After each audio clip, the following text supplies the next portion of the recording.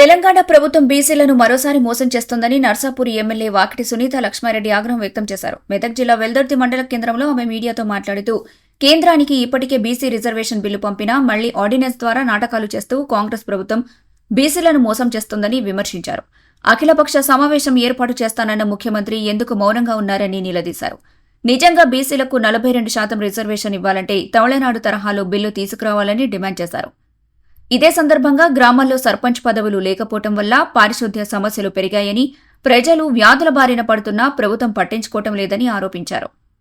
నర్సాపూర్లో protocol ఉల్లంఘన జరుగుతుందని, ఇళ్లకు నిధులు తమ నుంచి వచ్చినట్టు ప్రచారం చేస్తూ కాంగ్రెస్ నేతలు శంకుస్థాపనలు చేస్తున్నారని మండిపడ్డారు. గణపురం హల్దీ ప్రాజెక్టులకు సాగునీరు విడుదల చేయకపోతే తీవ్ర ఆందోళన చేస్తామని హెచ్చరించారు. ఈ రోజు ఏంటంటే కాంగ్రెస్ పార్టీ మరి బీసీలను పచ్చిగా మోసం చేస్తూ ఉంది.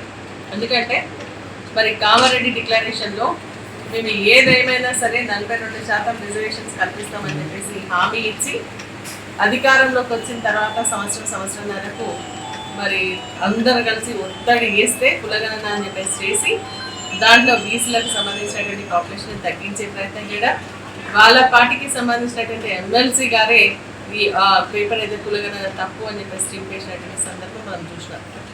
అప్పుడు ఒకసారి ఆ విధంగా మోసం చేశారు. మళ్ళీ ఇప్పుడు ఏం మాట్లాడుతూ ఉన్నారంటే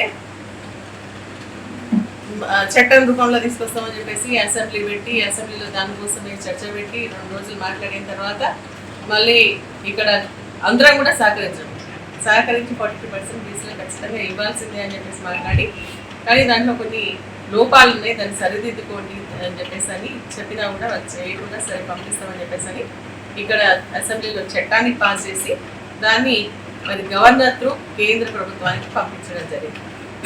ఇప్పుడు మళ్ళీ ఏం చేస్తున్నారు, 2 సార్లు మోసం చేశారు. డెడికేటెడ్ కమిషన్ ఏమంటే దాన్ని కరెక్ట్ వేయలేకుండా ఏదో ఒక కమిషన్ ఏమంటే చెప్పేసి చేతులు ప్రయత్నం చేశారు. అదేవిధంగా ఇప్పుడు ఏమంటున్నారు, ఎన్నికలు లేట్ అయిపోతున్నాయి కాబట్టి మనం ఏదో ఆర్డినెన్స్ తీసుకొస్తామని చెప్పేసి ఆర్డినెన్స్ తీసుకొస్తానికి ప్రయత్నం చేస్తాం. నేను అనేది ఏంటంటే ఆర్డినెన్సే తీసుకోవాల్సినటువంటి పరిస్థితి వస్తే బీసీలకు నిజంగా కూడా మీరు చిత్తశుద్ధితో 42% రిజర్వేషన్ ఇవ్వాలని చెప్పేసి అనుకున్నట్టయితే మరి ఈ ఆర్డినెన్స్ 20 నెలల్లో ముందే ఎందుకు తీసుకురాలేదు, మరి ఎందుకు 42% రిజర్వేషన్ కల్పించలేదు?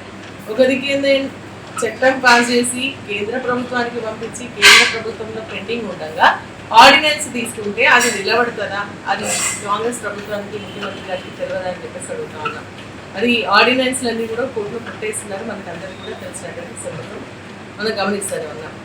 నిజంగా వీరికి బీసీల పైన చిత్తశుద్ధి ఉంటే 42% రిజర్వేషన్ కల్పించిన తర్వాతనే స్థానిక సంస్థలకు ఎన్నికలు కావాలి. మేము ఏమంటున్నామంటే ఖచ్చితంగా బీసీలకు మీరు ఇచ్చినటువంటి హామీ నిలబెట్టుకోవాలి.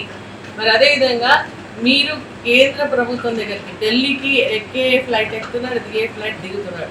మరి అక్కడ పోయి మరి కేంద్రం, ఎందుకంటే బడాబాయి చోటబాయి వాళ్ళే మాట్లాడుతున్నారు కదా, మరి అటువంటిప్పుడు మరి మీరు బడాబాయి దగ్గరికి వెళ్ళి ఎందుకు 42% రిజర్వేషన్ బీసీలకు ఇయ్యమని చెప్పేసి అడుగుతలేదు, మీరు వెళ్ళతలేదు.